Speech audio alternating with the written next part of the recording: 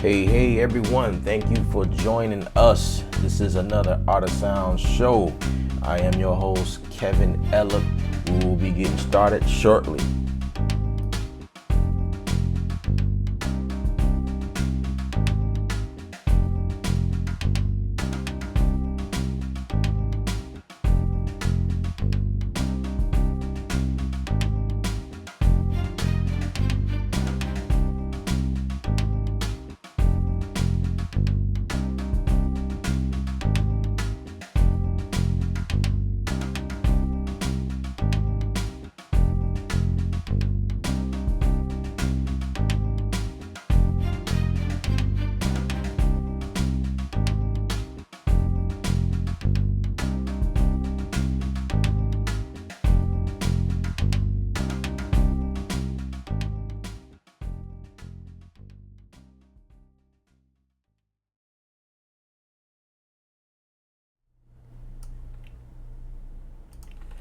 What's going on, everybody? What's good? This is another Art of Sound show, and this is episode 71. I'm sorry, episode 71. So as you can see, I am set up a little bit differently from my usual setup. Things is a little bit different. I'm doing something different, trying it out. So this is the first show that we doing something just a tad bit different, and I hope you guys enjoy what's going on. So as you can see, you guys can now comment. There's a live comment section in the YouTube video link itself, so you can comment to or ask your questions live. No longer will we be going through the Google Hangout way of doing things before, because you used to had to have your presence on G1. I'm sorry, G Plus, Google Plus. You had to have an account with them, and I think you have to have an account, and it was just like sort of weird of how we were set up before. But we're trying out something new, and today's topic, I will be focusing on why Studio One. All right, I switched over to Studio One when I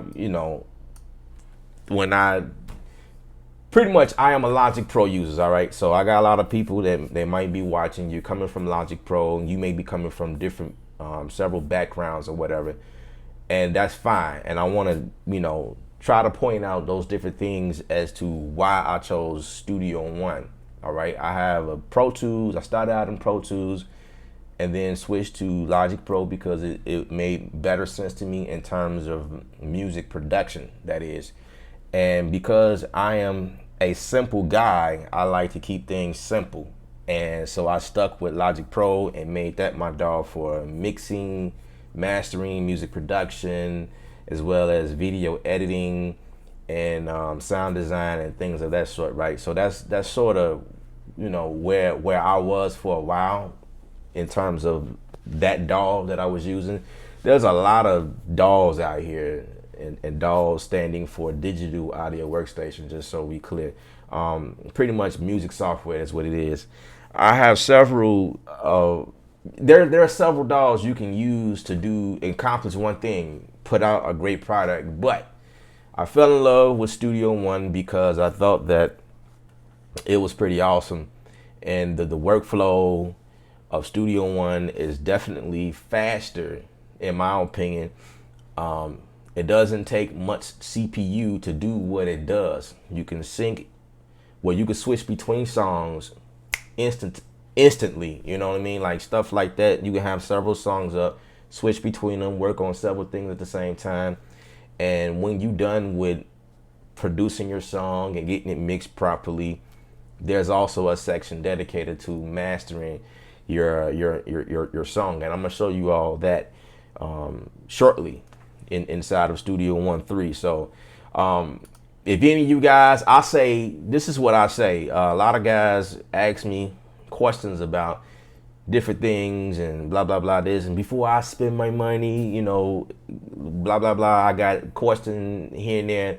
Well, Studio One Personas has been gracious enough to provide a free download for 30 days. So you can download Studio One 3 free for 30 days. Try it out. see if it's something you like and enjoy, and then spend your money. That's exactly what I did. I tried it out. It's definitely a sensitive subject when you spending hundreds of dollars to get something. You want to definitely make sure that this is something that you need, and not something that you are purchasing because everybody else is using. You know what I mean? So I encourage you guys to just to check it out, download it. It's free. Download for free for 30 days. Try it out, and if this not something you want, then you good and you're not losing. But for me, it didn't take me 30 days to decide that this is what I need to be in.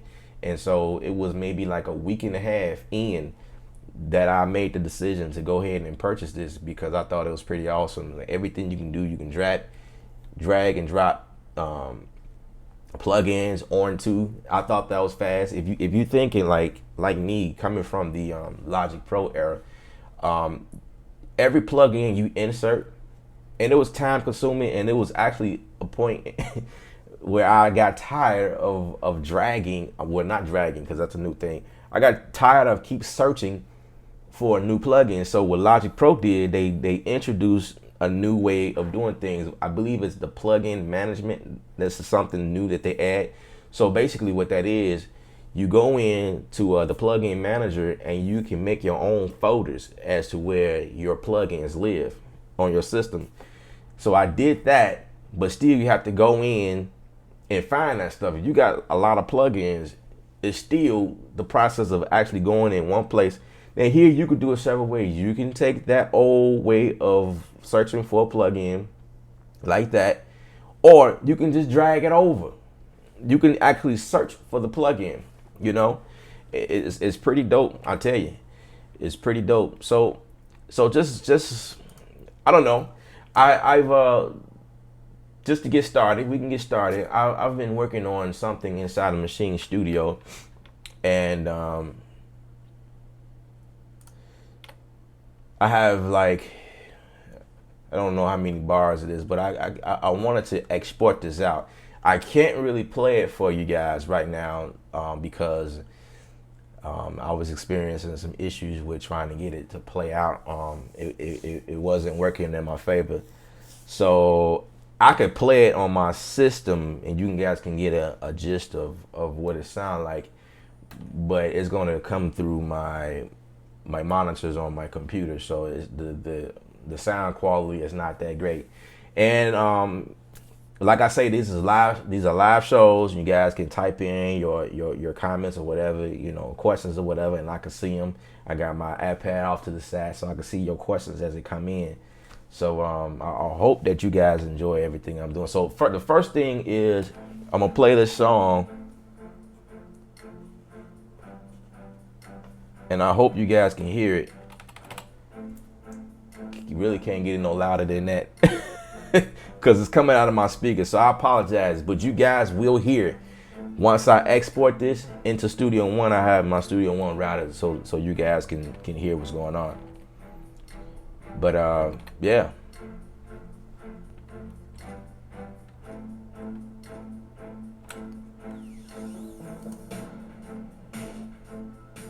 So this is the session here.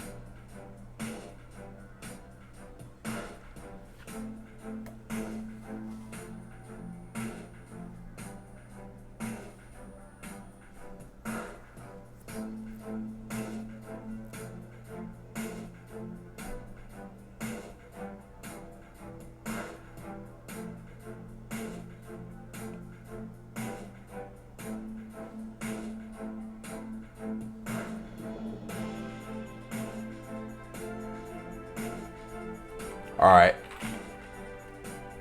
I'm not going to torture you guys because I know you really can't hear that. Probably couldn't hear anything at all. But what I'm going to do here is actually export this. We want to go to export audio, and going this process, this route. I'm showing you guys this process because you may be like me where you pull in audio from elsewhere. We're gonna dab into like the mixing process. Like I just think it's just everything about doing whatever you got to do in Studio One is really dope. Okay, so let's see. Inside of Machine Studio, we're gonna go for sound outputs because we want to grab everything. I can choose between group outputs or sound outputs, blah blah blah. And this is a question that I get sometimes from some of my viewers. They want to know how to export everything. This is one way that you can export everything. I say the one of the things you want to make sure you pay attention to. You know what? I'm gonna click off of normalize because I don't really. Because when you click on normalize it, I don't know. I'm gonna click off of that. Normalize is pretty much the process of getting your audio, I guess, maximum as possible when exporting. But I found that a normalize will also give you something you don't want. Say you got compressors already on something, and it just will. It's like it'll send it to a distortion phase after that point. But I mean, normalize is great for those of you that are not using any compression or any extra plugins or whatever. But I'm gonna turn it off for this here, for what I'm trying to do here, and we're gonna export everything, and we're gonna select the folder where I want everything to go. As soon as my hard drive wakes up, and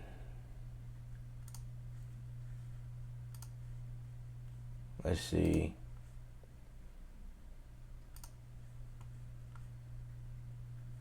So let's make a new folder. I'm just going to make a new folder right quick. I'm gonna call it EDM slow.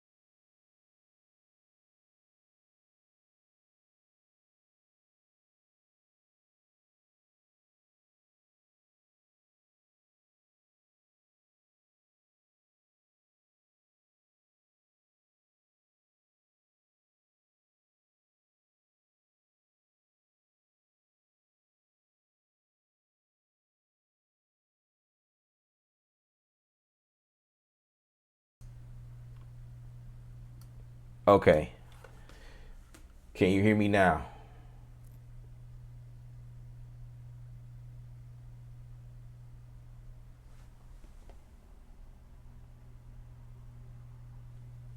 Okay, so you guys heard me before, but the sound just went out for a second.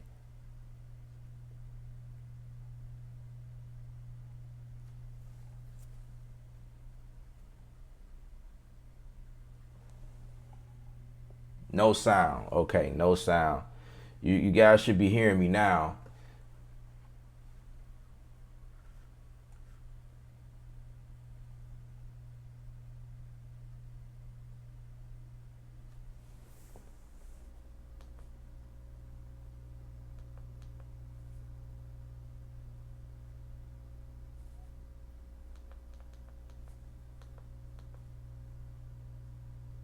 Okay. Can you hear me now?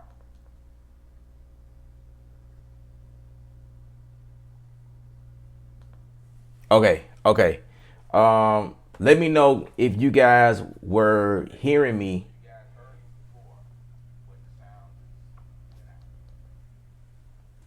I got my iPad monitoring.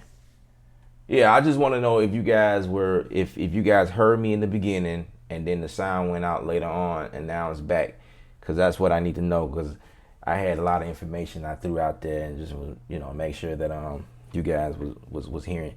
But anyway, pretty much all that I was doing. Let me change a setting on here, because there's a setting on here that's probably not going to work for me, and that's what it's probably why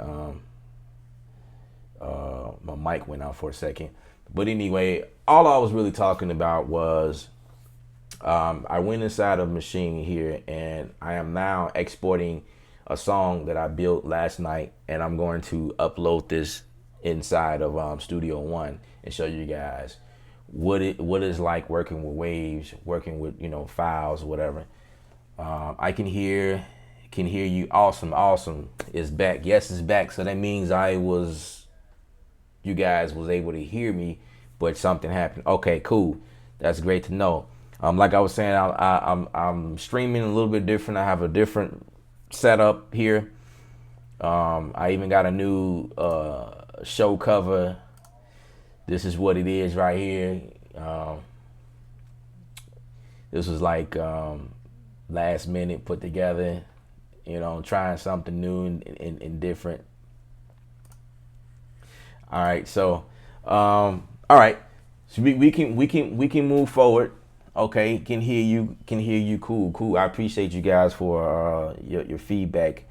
All right, so while Maschine, let's see how much time we got. Loop optimizing.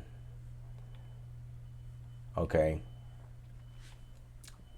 This probably should have been something I focused on exporting last night, because it looks as though it's taking a while to download.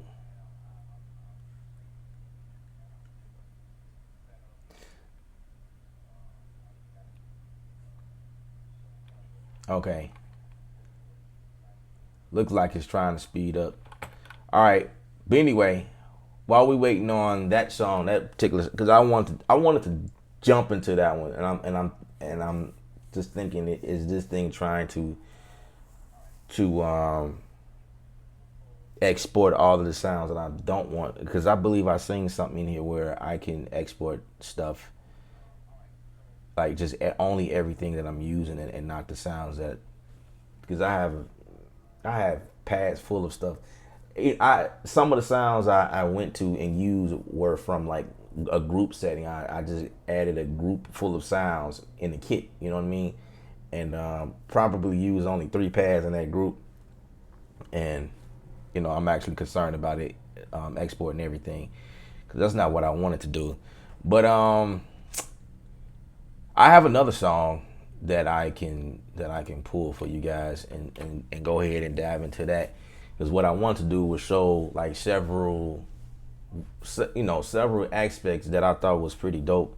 Like, you can be working in one song in Studio One and then be working on another song at the same time. And then I wanted to show you guys what it would be if you go to the project page, which is Studio One's interpretation of mixing. I mean, not mixing, but mastering, because the project page is set up for mastering, the mastering process or whatnot. And definitely want to show you guys how that works, because I thought it was pretty cool. So I'm gonna go to another song and see what we got. You can also, when you start a new song, you have the option to stretch your audio in the beginning. So basically,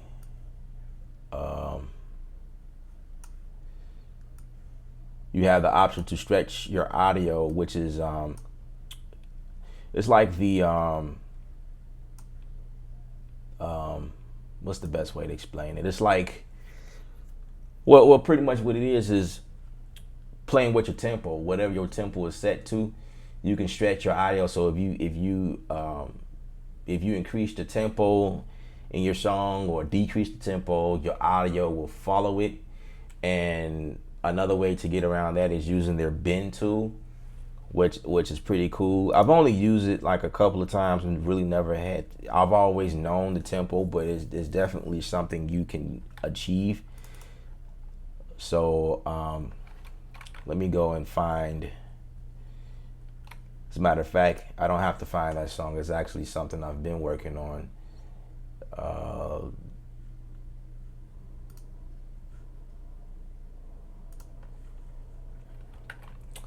Well, let me find it. Still have to go and find it. All right. So this is another song that I've started, and this was a purely inside of Studio One. Like all of the stock plugins and things like that. Also, I believe I use third party stuff, which is cool because that just lets you know that you can work with VSTs and AU plugins and different things like that. So you can use your battery drum kits and all your contact libraries without a problem. So this is my session here. This is something I was working on. This is actually something I was working on for TV.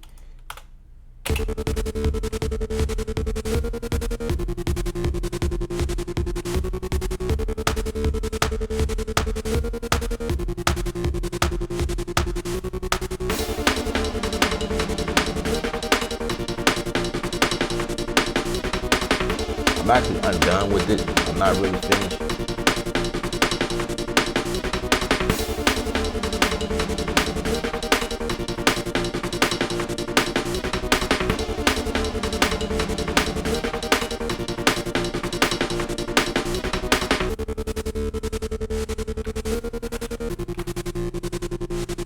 Okay, looks like Maschine is almost done.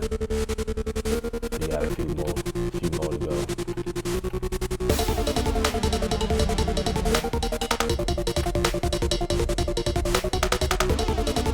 Let me know, guys, if you can hear the music, because that's definitely important.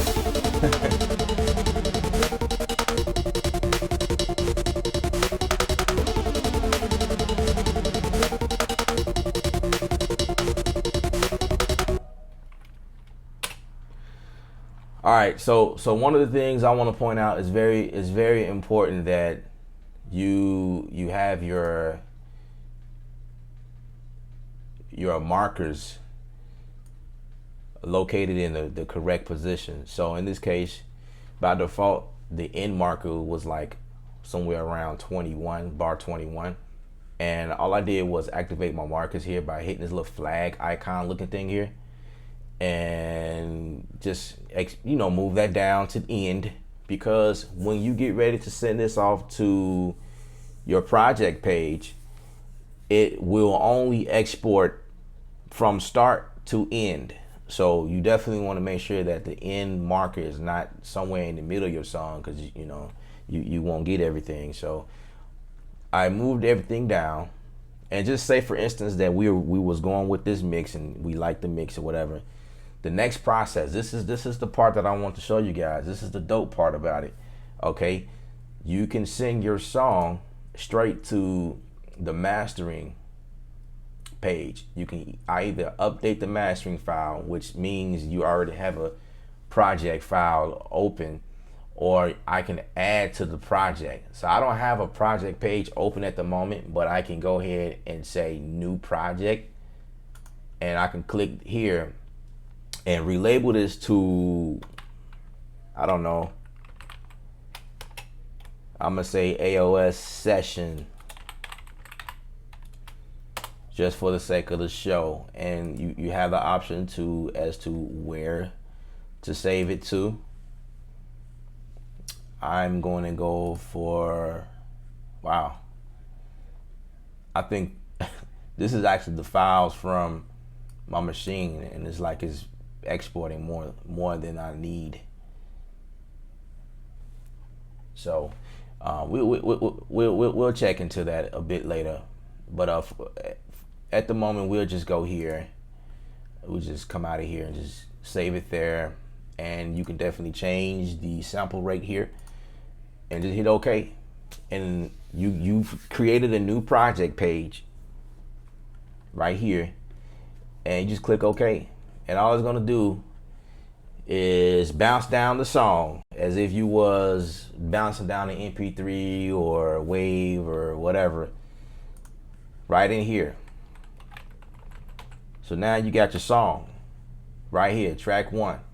So the dope thing about this, when you go this route, you can now edit, further edit. Now inside of Logic, you have these options where you can add the metadata tag to the song itself. You can add the composer, the arranger, the genre, the year that it was recorded or copywritten. But the one thing you couldn't do was add artwork to it. And there are some other details about this entire, so if we working with the entire album, then we have other information we can insert in here. We can label the disc, put in the title for the disc, the actual disc itself, and give it an artist. So I'm guessing when you pop a CD in your CD player, the name of the disc will pop up. And I'm not sure, because I really don't work with CDs anymore. I'm usually sending out MP3s, digital MP3s and WAV files, whatever. I'm not in the era where, and shortly CDs will be like obsolete because of the way things are now. You got Spotify, you got Apple Music, you got iTunes, and more so people are downloading versus CD. But I mean, it's cool to know that it's still there, it's still in existence. I feel like the CD world still has some use to it or whatever. But you can edit all of this information in here. The songwriter, the genre, also the artwork, if you guys can see that. And the cool thing about this, I say the most cool thing about this is not only did you go through the process of getting your song switched over and exported over to the project page, there's also a small indication up here right next to this this settings icon here. There is the indication that allows you to keep up with the updates of the actual session. So for instance, what I mean, I said that all wrong. Well, basically there's an indication right there to let you know if you have the updated file that you're working in, and then it will turn red as soon as you make changes to the session. That's just totally dope to me. So I don't know if you guys can see that, but it's blue here, right? And so if I go back to the actual session here, the song that I exported from, and say I don't know, make an adjustment to one of these things here, and I go back to the project page. Well, first I have to save it. I'm going to save this first. Yeah, let's save that. And the project page will now, that indication, a little indication up here turns red. The project page is smart enough to know that you made a slight adjustment to your song, the mix, and it wants the updated file, when you export it. That's dope to me. So now it's red. I'm like, okay, I can actually update this file, you know. And once I'm making the adjustment to something, it's easy. You just go up here and go up to song, and this is the process of updating mastering file. And I can just update the mastering file, and then it's going to go through this process again, and it's going to. So before in Logic, if you guys can wrap your minds around here, and inside of Logic, what I was doing was, I had a lot of projects where I was mastering the song as well. So I'll mix the song and then bounce it down, then bring it up in another session where I'm only focused on the mastering aspects, because like you can definitely do mastering inside of the mix itself. However, you have a bunch of plugins that are already working in different sections. So I got like EQs and compression on the drums, and different things like that, reverbs going on, and the vocals, and all this stuff going on. You got plugins all over the place, and that stuff begin to take a toll on your CPU, right? So to add a mastering tool to get it to whatever the polished sound, it that's also a part of the CPU, along with the other plugins you use to get the mix right. And then now you trying to, so it was better for me to actually bounce the file down to a wave file, and then bring it up again in a whole new session, a whole new file session, logic session, right? And then begin to perform the mastering process at that point, using the plugins that I like to use to get the mastering to a more polished sound, and then off to the client or whatever. But say they don't like the mix, it was one thing, they wanted the vocals to come up some, blah blah blah, whatever. So I have to go back into the mix, make my adjustments, then print that out, export that out again in Wave, bring that file back over to the other session, and then process that. In Studio One, you don't have to do that. Say I go through this whole process and got everything to where I want. An artist say, hey, can you turn the kick up some? I want to feel it a little bit more. Okay, cool. Pull up this session, go back and turn up the kick or whatever, put more compression on it, however I need to approach that session, right? Then the next thing I do is go to the export it out, and pretty much update the mastering file on over to the project page, and bam, it's like everything stays within each other. Like I don't have to export it out and then bring it back somewhere. You know what I mean? I can keep everything that I got going on within Studio One, and that right there itself, like the workflow is like it. You know what I mean? You get to cut down on some things. So, all right. So it seems as though the Maschine finally completed. So here's the thing that I'm scared about. I'm going to go back to the file. One of the things I'm checking for. Okay. Oh, okay. Well, maybe it was a big file. I'm looking at some things. One of the things I'm checking for is making sure the duration is all the same. So it looks as though all of the duration on everything. So we might be good. All right. So I'm gonna leave this session open, right? We got this session open. We got the project page open, and we can go ahead and insert a new song. And I'm trying to remember what the BPMs were for that song. I can check right quick. 117. So, okay. So we can go ahead and insert the BPMs right away.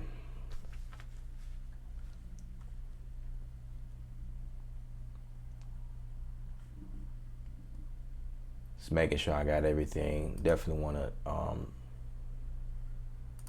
make sure I reflect the folder. Okay, so we're about to dive into something I thought was pretty unique, right? So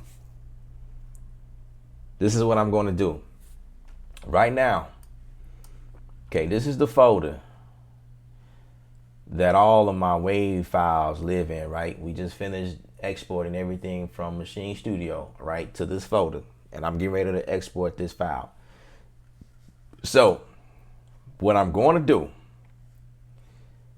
is I'm gonna create a whole new folder, and this is the instance where a lot of this happens a lot, and I'm gonna show you what's different between Logic Pro and Studio One in this regard. Okay, so we're gonna say EDM slow. We're gonna keep it the same name, but then I'm gonna say Studio One session or mix session.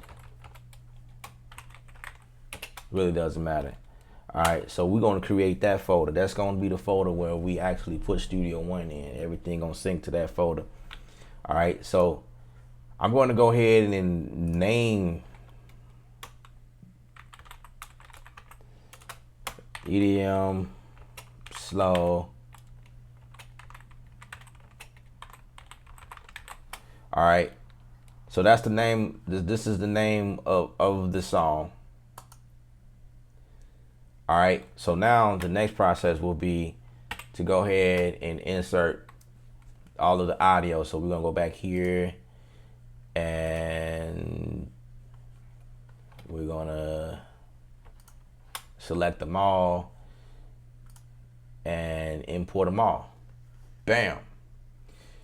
Now, what we see here is everything being imported instantly. It's already here. Let's begin to play it.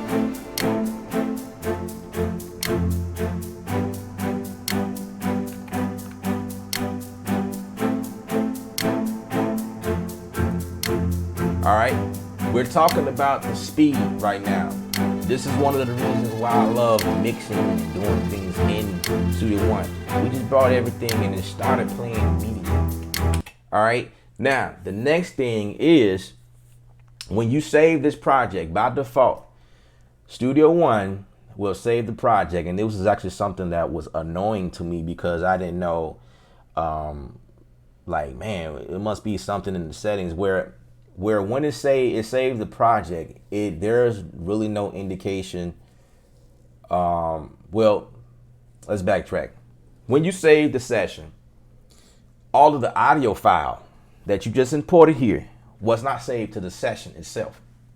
Now, this was something that Logic Pro did automatically, without a doubt. Wherever you pull audio files from, it will automatically save in that folder. Now, I'm not really fully sure as to why Studio One did it like that. Maybe to assume that everything, kind of make the CPU faster. Where I don't know. I really don't know. I'm making up something. I'm improvising right now, but that's something that, as a mix engineer, I'd rather the files live within the folder itself. So what I did was, one or two things you can do. You can actually go to song and then go to copy external files. All right. And let me show you guys that these are the files we pulled from. Let's go to that folder we created, right? This is the folder we created, all right? So by default, nothing saved in here. It's just the cache here, And this is the session file that we're working with right here, the folder inside this folder. So you see that there's nothing there, all right? Now, when you save this session, it will ask me if I want to create a folder within that within this session folder that this session lives in, it will ask me if I want to save the audio file that I imported over into this program. That's because I have it set up like that. But like one way you can do that is going to song and then copy external files. The other way that I thought was pretty dope was just do it automatically. So I went to my preference and went to locations, and then I went to user data. Okay, I have a video on this, but I'll show you guys again. Auto save documents. I can actually create a interval of minutes as to when I want this thing to automatically save, because that's, saving your work is very important. It's very vital. You don't want to lose nothing. The second option is ask to copy external files when saving song. So I have that checked in the background. Okay, so let's begin to save the song. So now I'm gonna save the song. Now it asks me if I want to save all of this to my media folder. All right, and all of these files is here. So yes, of course I want to, and it's going to do that. So I have about 64 tracks, 64 wave files copying to this session folder. All right, and here's the media folder. You can see them as they're coming in on the screen. So I have each wave file being imported into, and so now when you send this session to somebody else that has Studio One, you're good. You know what I mean? I had someone send me a session using Studio One, and it was like, where everything is. And instead, it was popping up a error message saying that they couldn't. Well, I need to locate all of the files that were missing. I'm like, man, what's going on? This is what you need to do. So if you sending me a file or a session, you need to make sure that you saving the audio inside the session to the project folder, and this is how you do it.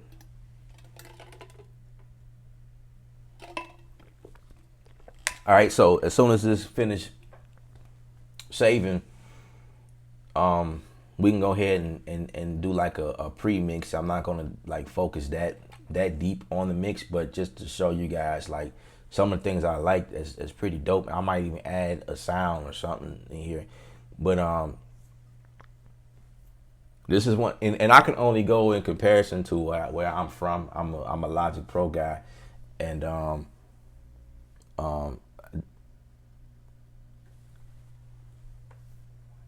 it definitely don't come in like this. Like if you working in Logic Pro X, all your files are coming in one color.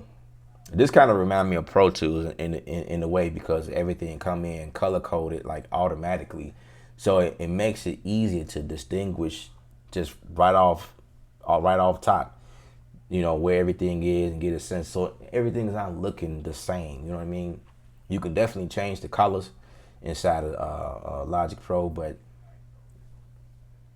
Studio One gives the ability to auto color everything on its own, and I think that's pretty dope. I'm into colors. I like being organized. That's my thing. So we just waiting on this to fully upload, and I think I need to throw on some headphones when I attack this mix. So if you guys got any questions, please feel free. Please feel free to ask any questions that you may have.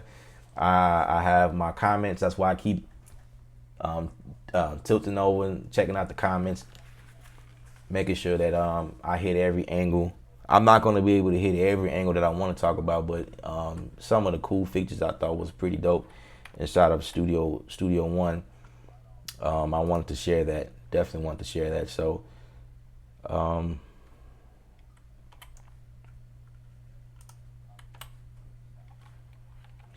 right, so inside of Studio One, everything lines up perfectly great.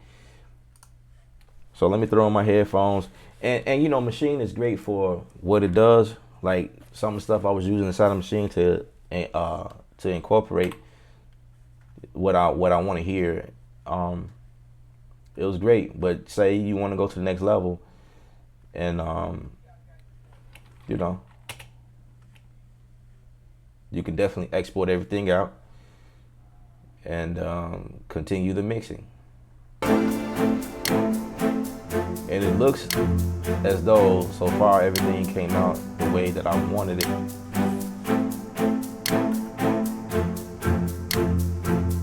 Well, it came out.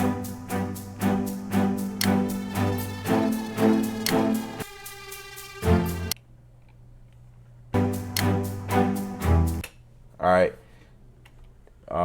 Now I see the CPU jumping down here. Need to make sure that I have everything in the right folder, because if I have it on the wrong drive, it'll create problems. Because that has happened before. You want to make sure that your drive is fast enough, and yeah, everything is looking good so far. So I have the session here. You guys can't see that. Okay, so I have the session here, and all of the media in here. Cool. All right.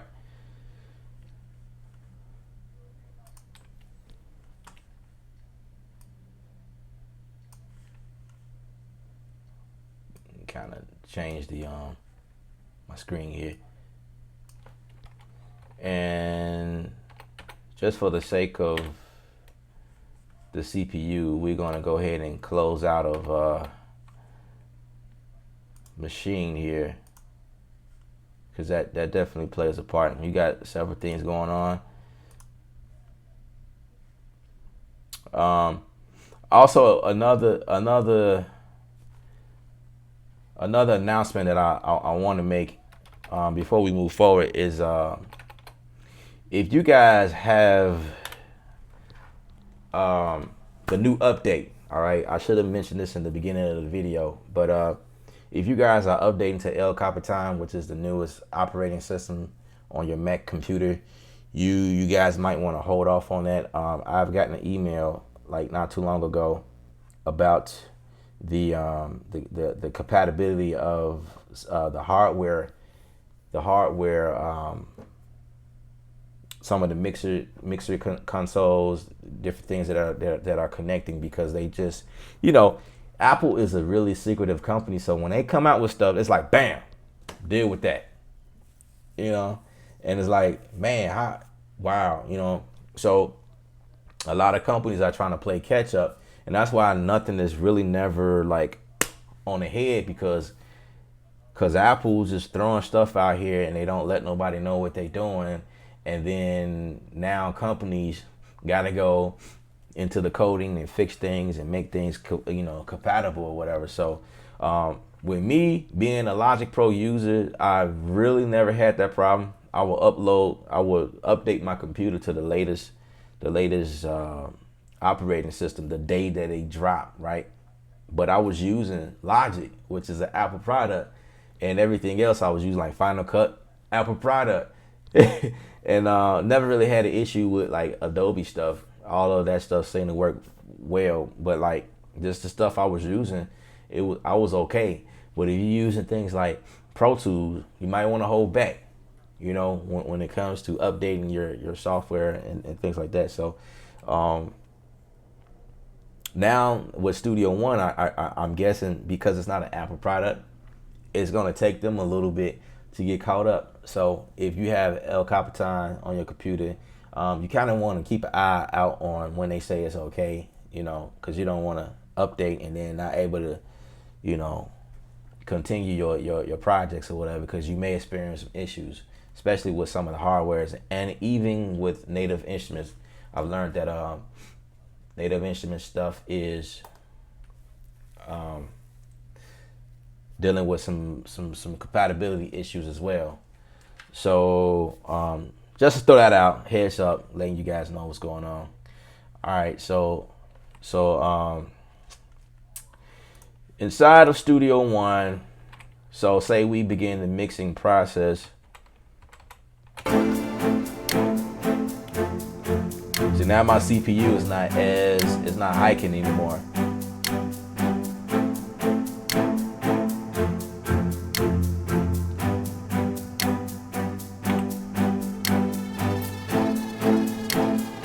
And I feel like the mix will pretty much be the way I want it because of how I have it set up in Maschine.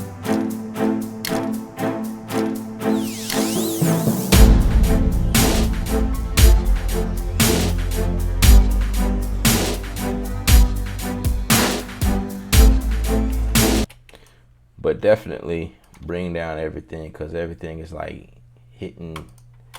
peaking. So I'm gonna bring down everything first of all.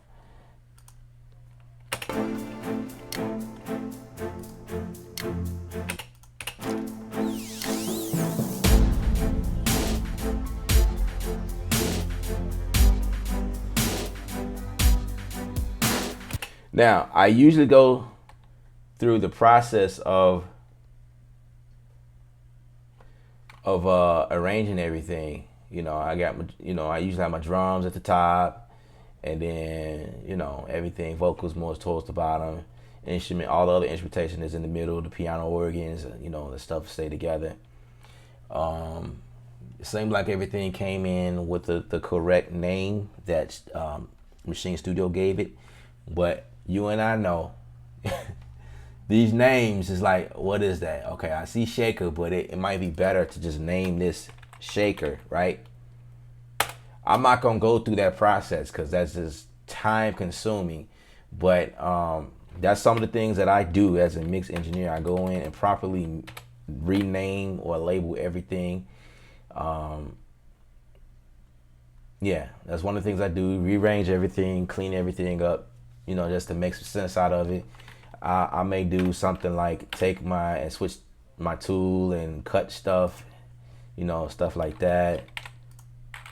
And, just make some better sense out of it so you can get a better sense of where everything. And now just looking at it, I got some tracks.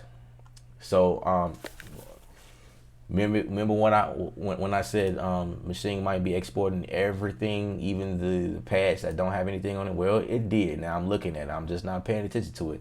There are a lot of tracks where I have a blank line, just a straight line through it. So this will be one of those processes where you go and you select everything that doesn't supposed to be there, because it's annoying to have a bunch of tracks and there's nothing on it. But you definitely want to be careful you don't click on something, because like this track right here, wow,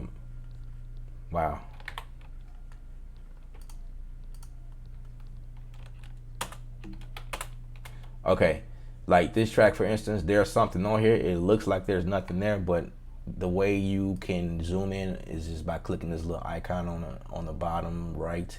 You can make your wave a little bigger and you can see where everything is. All right, so I'll do it, I'll zoom in that far, and I'm gonna take these other tracks here and go ahead and delete that. These tracks right here, delete that. These right here, it's being deleted. There's no special technique for this. However, I did set my key command for deleting the track, so it's no longer you just delete. You can't just delete. You have to actually use command or right click. Like there's a right click command for deleting tracks, and I just set mine to delete. Is a command for deleting. I guess that's good anyway, so you won't accidentally delete something just by hitting delete. So I mean, I listened to someone tell me, don't use Studio One trying to repeat the process of what you was using Logic Pro for. Use Studio One for what it's made for. You know what I mean? Because if you go into these DAWs and trying to, Studio One, Logic don't do that, or I mean, you can compare things, but like Studio One was made slightly different from, Pro Tools or Reason, you know what I mean? Slightly different. So you know, just get in and learn the program for what it's made for. All right, so now I have everything that's supposed to go on the track. So that's a whole lot lesser. It's about 28. At first it was like 64 tracks. All right, so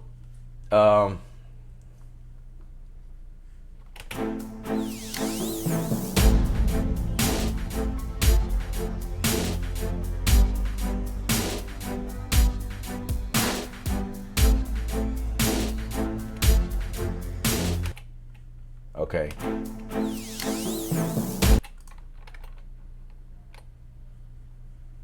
All right, I want to make sure you guys can still hear me, because I can't hear myself. Okay, I see what happened.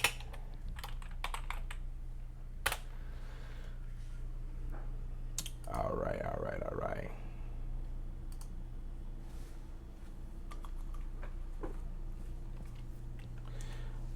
Okay. Now, in this section,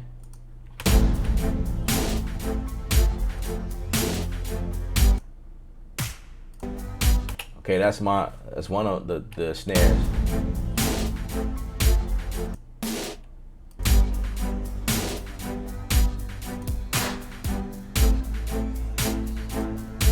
All right, so that's a snare, right?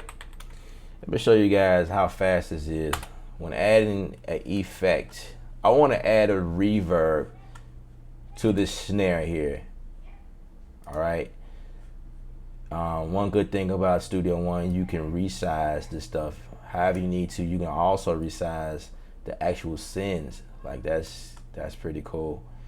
And also for different purposes, you can change the view, you know, however you need to. So I think to be able to see stuff like this for a mix engineer, like go into how it would look on the console, is definitely rewarding.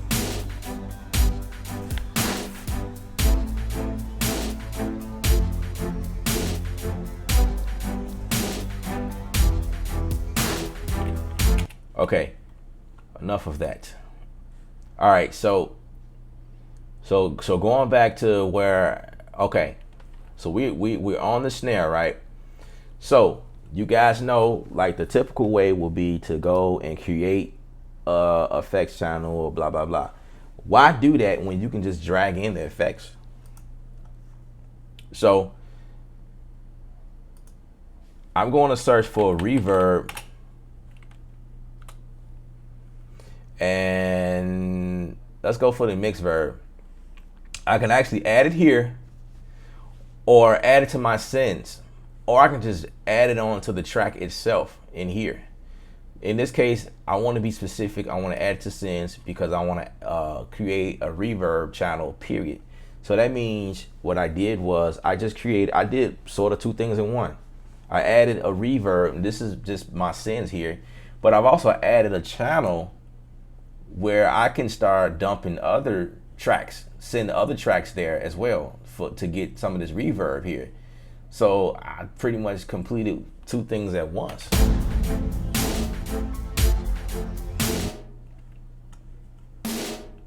All right, so let's focus on what reverb that sounds better. You know, just now it's the matter of just playing with the presets, seeing what works for you.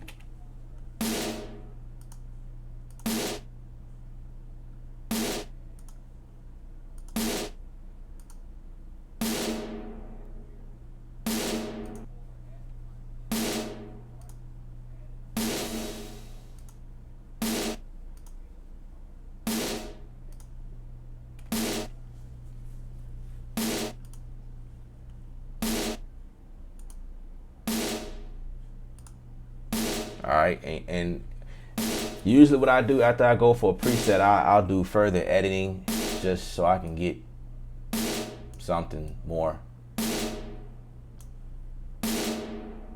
I can open up the sound, the size. I can add like a pre-delay to it. Yeah. Add the width, make it more stereo.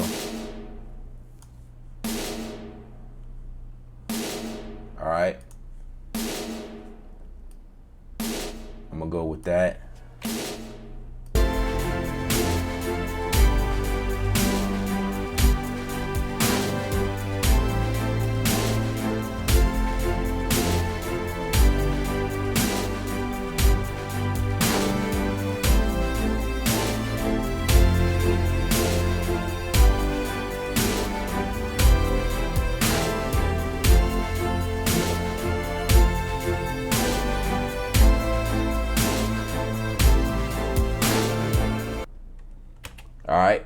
So like I said, I'm not really trying to get into the mix. I have other videos where I dab into the mix, and this can take a while because mixing is an art. You know what I mean? Like my boy, my mix engineer Johnny Barber, he says that in each video, mixing is an art. Stay true, do you? That's where I get that from. So shout out to my boy Johnny Barber from mymixengineer.com.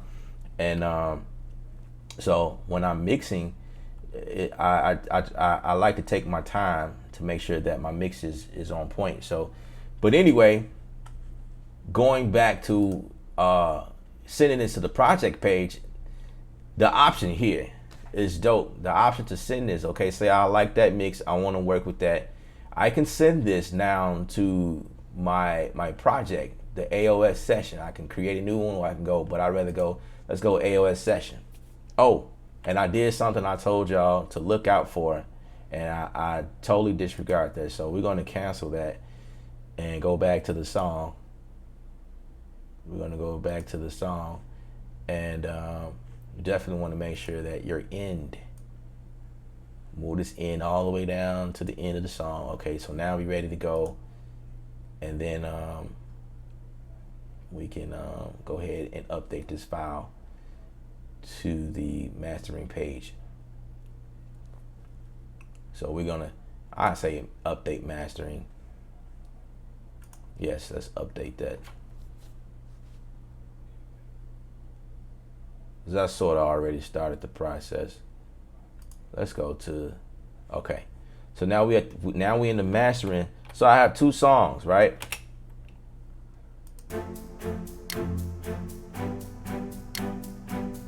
Now, here's the dope thing about this. In your mastering, it's labeled mastered here. You can insert plugins on the actual, actually it will be here. You can insert actual plugins on the file itself, the song itself. And then you can insert your the mastering information, which is the post production here. The post right here.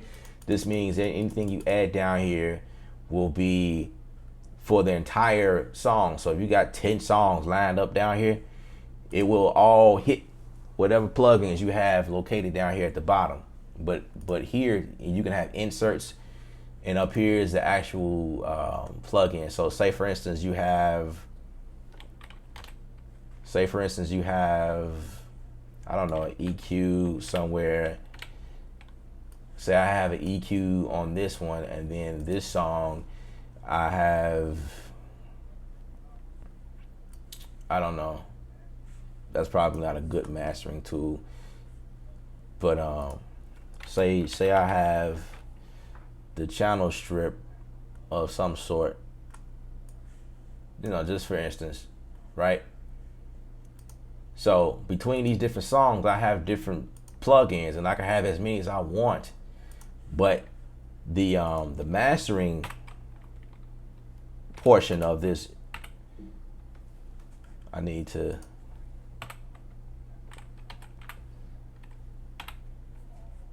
okay, so I'll add this down here. Actually, let me see what happens if I add it up there, because I sort of forgot how to do this. Okay, I think I'll add this to the inserts of my mastering and not the post. The post is for like posts. So as you can see, I'm switching between the different songs, and up here, the inserts for each track changes upon what I have on them. But down here, the mastering plugin here, it saves. Now this don't come with Studio One. Studio One has some great mastering suites. You can actually go in here and pull up a preset, and it'll bring up their mastering plugins as well. I just like using Ozone stuff because I've been using it for a few years now, and I just love how the sound, you know, how it sounds.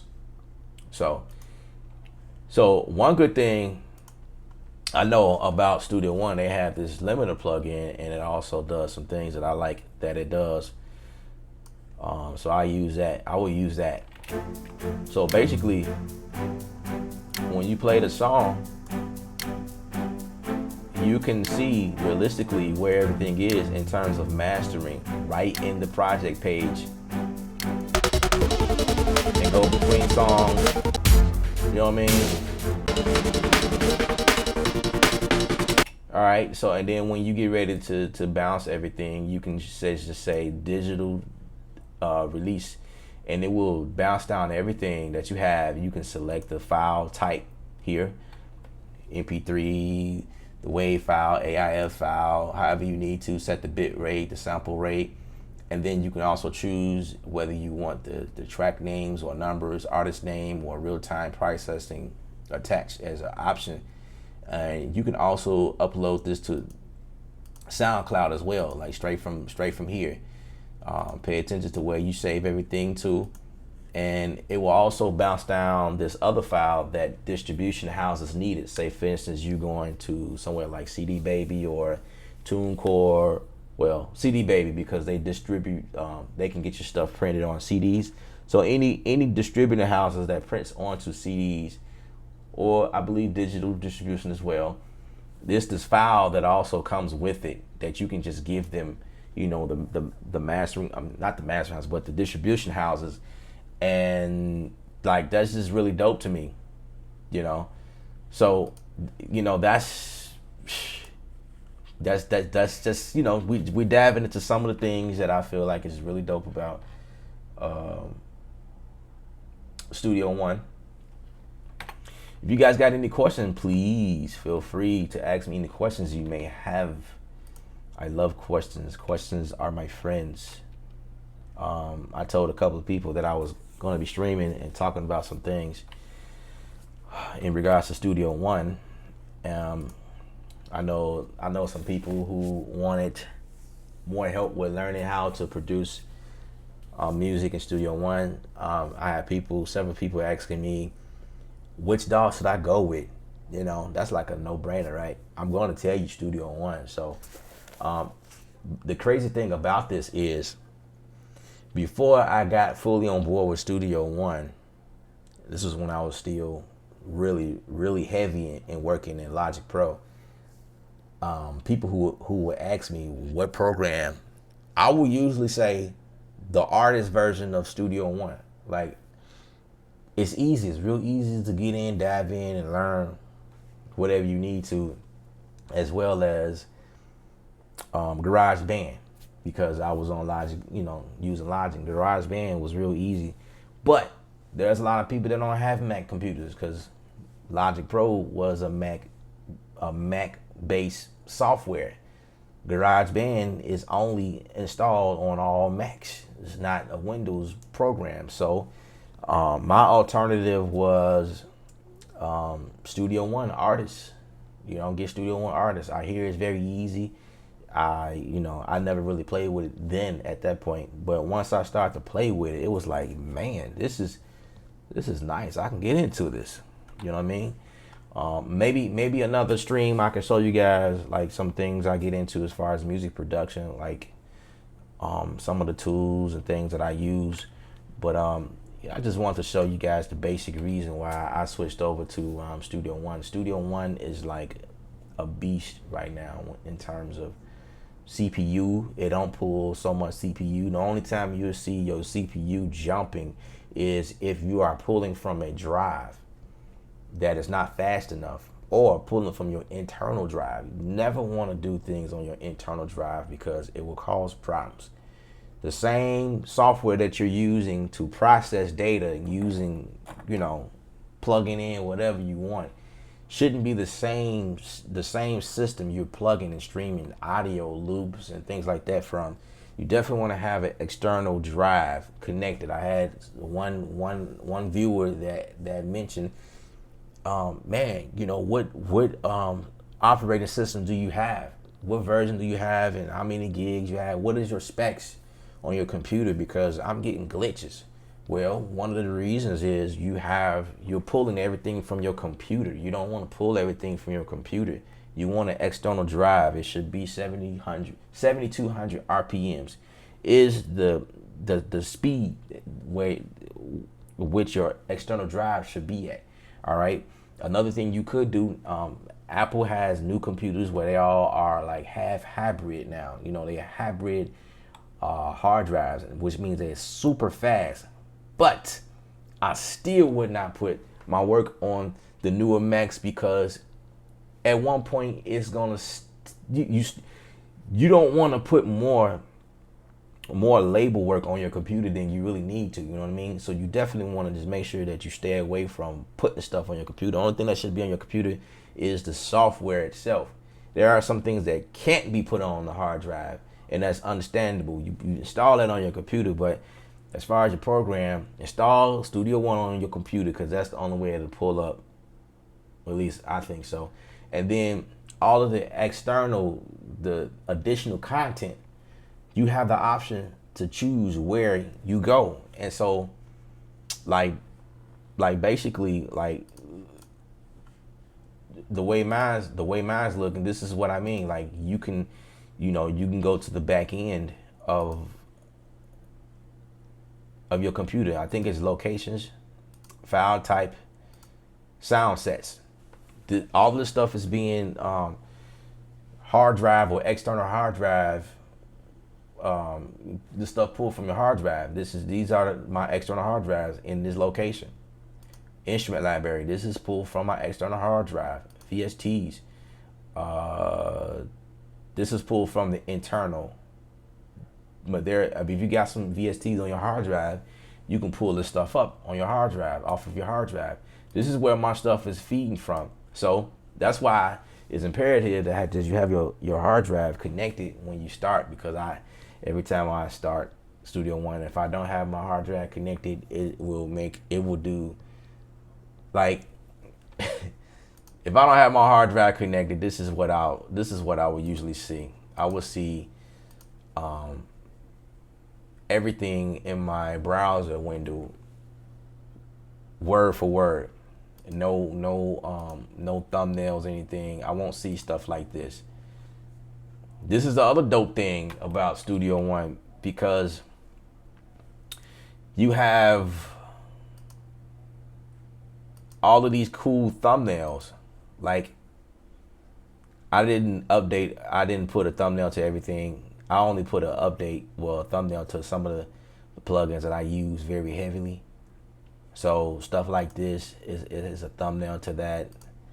Well, that's actually a Studio One plugin, so that's gonna always show. But like stuff like this is not a red light district. I don't know. Let's go to something totally different. Okay, for instance, this is a Native Instrument product, passive EQ by Native Instruments, and the way that you do that is, let's see, instruments. There go most of them right there. So this is an ample guitar. This is not a Studio One. These are thumbnails from each plugin, which gives you a better visual when you come over here looking for plugins. Instead of reading a bunch of words, I want this Maschine too. Bam, bring it over, drop it in. You done. You know what I mean? Like it's just super fast. And the way you would do that, if you need to see, like I had someone ask me how to do that. If you need to update a thumbnail, you go here. No, you go here and go show in console, I believe. Let's go to something totally different. Massive. Let's see. I already did massive. Reactor. I did reactor. FM. I pretty much did them all. But for instance, okay, say for instance this plugin here, I'm gonna add it here. And you see how I was able to add this right onto the track itself. Say I want to show this in my console. No, update plugin thumbnail. I'm sorry. Look right past. Okay, update. Bam. So there is a thumbnail right here automatically, and I just think it's pretty cool how Studio One does that. So we're gonna take that off because I'm not using that. Got a question that came in. This is coming from Dennis. How would you deal with the kick on this track? Okay. There's another question from Dennis. He said, Cubase, Reason, Reaper, FL Studio have too many menus to get through. That's why I chose Studio One for ease of use and to the point. Absolutely, absolutely, absolutely. That's that's sort of my reason as well. Like Logic, you had to go through a menu and only through a menu. You can do that in Studio One as well, but as you can see, the browsing is very powerful because you can see the thumbnail of the plugin itself and just drag in the thumbnail. You know what I mean? How many of you out there that will rather have a better or faster workflow? You know what I mean? Like reading words is great because at this point you should know how to read. But when you got a screen size like mine, this is a 27-inch iMac. Everything didn't come bigger. In fact, everything is smaller. You think you getting a bigger because your screen is bigger, you thinking everything gonna be magnified? No. That just means the resolution on here is bigger. And so it's smaller. It's smaller and it's like you gotta squint your eyes, and that's pretty much why my setup, this is why my setup is the way it is. Like my setup, this was a desk and it was like another level, and it was like it was a rack mount, that came with the table. But I took that down, put my computer, put it down right here, desk level, same level. That way when I'm doing what I'm doing, I'm like right here in the computer, you know what I mean? So I can see better. Because if my computer was sitting above, I was doing like this and have to look down and do stuff or type stuff and kind of keep going up and down like that. That was annoying to me. So, your setup should be comfortable to you. So I, eliminated that little section right there because I don't really have any rack gear anywhere. The only thing I have rack is my Sci-Fi Pro 40 here, but that could sit on the desk, you know what I mean? And that's really all I have. And I have something else that I use, but that's not a biggie, you know what I mean? If I need rack, I'll just build a rack mount and go from there. But this works for me. Eye level, bam, get my work in. And so Studio One, they came up with the concept of having thumbnails for my plugins. Brilliant. It works. So and then I love getting into the customization of the whole DAW thing, so I can change colors. As you can see, my DAW,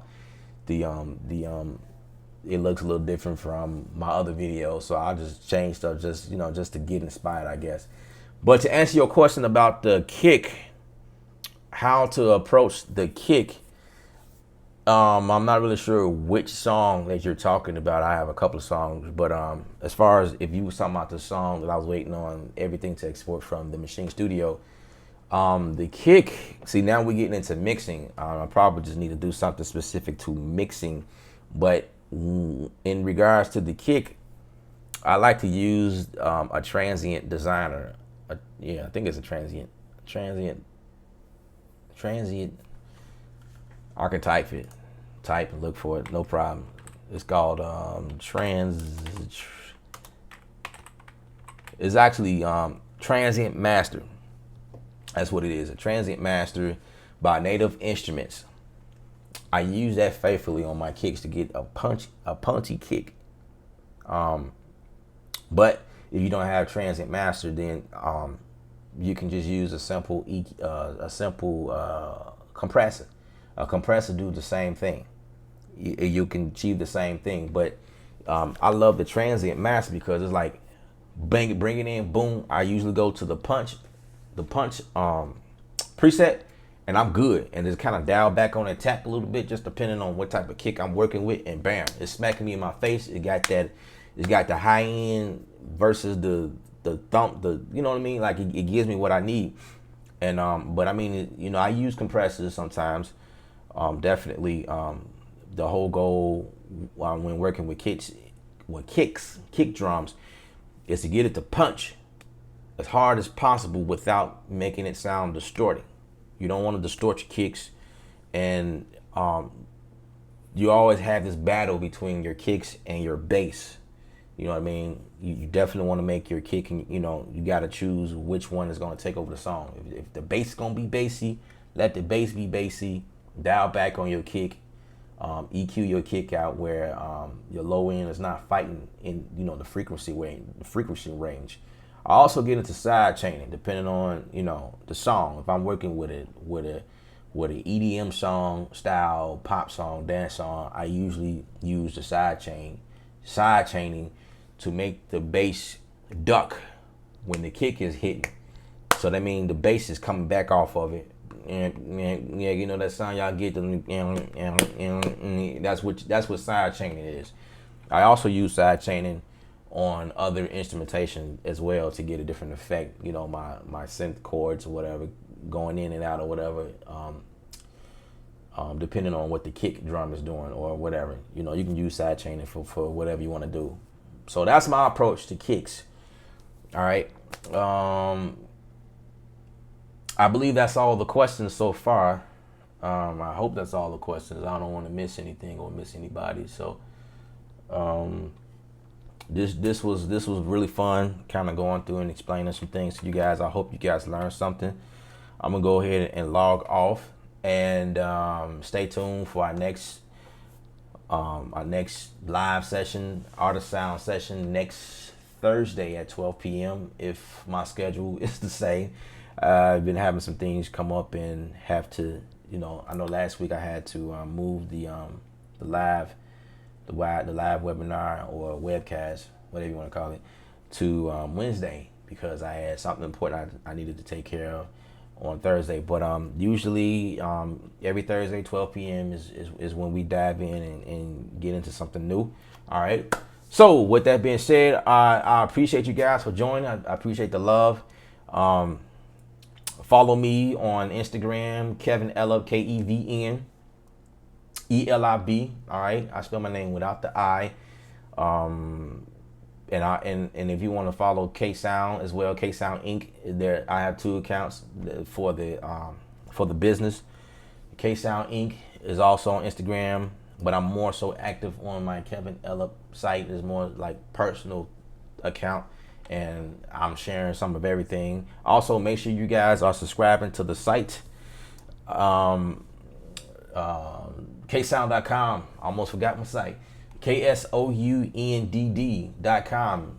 In fact, that's where you guys can go to find the links to everything that I have going on. All of my social media, Facebook, Twitter, YouTube, or whatever. All right. I'm constantly on there blogging about new things that we're doing. I hope that you guys can learn from it. I also have several courses on the site. If you guys want to learn more about how to produce a song inside of this lovely Maschine studio here, I have a course available for you. You guys can go and check that out. I also have something on there catered towards people who wants to learn how to mix your song wide. And for you, Dennis, that might be something you might want to get into, the mixing your song wide and punchy, because I dive briefly into the kick and the bass war, you know what I mean, and how to do that. And there's really only music there, so it's not vocals. I have another course that I'm putting together in the meantime. Put another course together that will show me mixing music as well as vocals with the music. So look out for that. That will be coming up pretty soon. Also, there's another course on there, how to produce music. And basically what that is just, kind of showing you some of the basic things to look for when producing a song. There's a lot of people out here that have access to all of this stuff and have no clue what they're doing. You know what I mean? So my course would kind of teach you and give you, the things to look for, and hope that you guys learn from it. You know what I mean? That's the goal behind all of this here, hoping that you guys can take from it and learn some things. Bless King, always a pleasure. Absolutely. I appreciate you guys for viewing. And hopefully next time we'll be on point with my audio, my video, and all that stuff. Where we don't have to be like, man, I can't hear you, because I sort of always a battle I deal with. But it's cool. You guys can hear me, and that's the main thing. I may have to do some editing to this video just to cut it down, the areas that I've talked and you guys couldn't hear me. So anyway, I am your host, Kevin Ellop. All right. Remember, at the end of the day, music is art. You're the artist. Paint your picture. All right. And I am out.